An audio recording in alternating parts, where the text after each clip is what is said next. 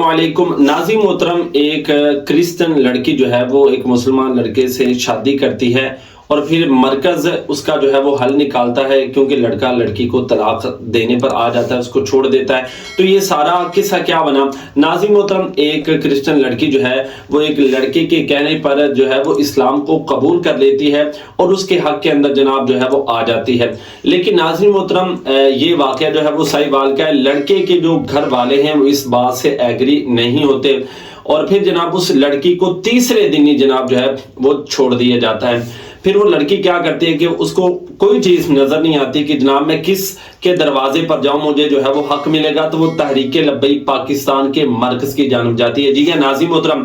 جب وہ لاہور تحریک لبیک پاکستان کے مرکز کے اندر جاتی ہے تو ناظرین محترم مرکز کی طرف سے جناب ضلع ساہیوال کے جو سرپرست اعلیٰ ہیں بابا جی عبدالقادر صاحب، جناب ان کو جو ہے یہ فیصلہ جو ہے وہ دیا جاتا ہے اور ان کو کہا جاتا ہے کہ جناب عورت کو جو ہے وہ حق دلوایا جائے۔ پھر ناظرین محترم ضلع ساہیوال کے جو سرپرست اعلیٰ ہوتے ہیں وہ جناب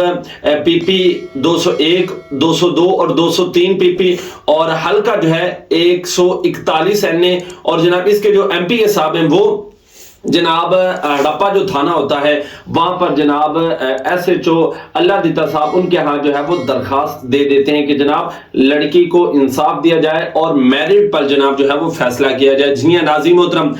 پھر ناظرین محترم اس کے بعد ہوتا کیا ہے کہ جناب وہ SHO صاحب اور پھر المختصر کے تحریک لبیک پاکستان کے دوستوں نے جناب مل کر جناب فیصلہ کیا۔ لڑکے سے پوچھا گیا تو جناب اس نے بتایا کہ میرے گھر والے مجھ پر جو ہے وہ دباؤ ڈال رہے تھے کہ جناب اس کو فوراً جو ہے وہ طلاق دے دو، تو جس کی بنا پر مجبوراً میں نے اس کو جو ہے وہ چھوڑا ہے۔ لیکن الحمدللہ ناظرین محترم، جب تحریک لبیک پاکستان کے مرکز سے اس عورت نے رجوع کیا تو تحریک لبیک پاکستان نے الحمدللہ اس کا